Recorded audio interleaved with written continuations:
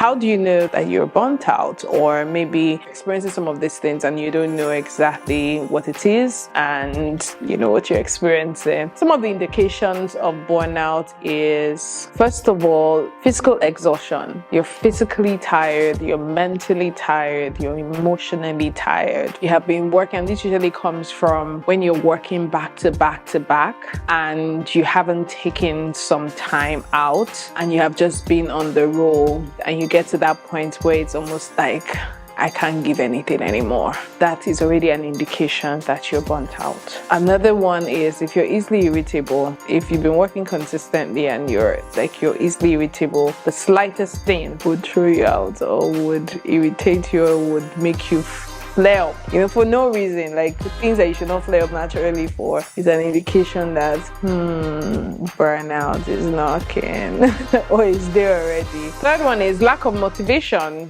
You just don't have any motivation for anything. You're not gingered. There's no ginger for any work. Things that used to excite you before, they don't excite you that much. You get a job and it should excite you, but it doesn't really excite you as it normally should. It's already an indication that you are burnt out. You're struggling with a lot of self-doubt. I mean, you're celebrated outside, but when you go in, there's just so much doubt and there's just so much worry and concern about the future, or how things are going to be for you and all of those things. That feeling of still not being that good enough, you're struggling a lot with that, is also an indication that you are burnt out. Another indication is procrastination. So if you find yourself that you're constantly procrastinating work, you have a deadline looming and you're constantly like, I'll do it tomorrow, I'll do it tomorrow, I'll do it tomorrow. You're not motivated, you're not excited, you don't want to get it done. So once you find yourself constantly procrastinating, it's already an indication that, you know what, you're probably burnt out. So when you're in this position, what do you do? As creatives, we would always get to this point because the work that we do, it takes heart and soul.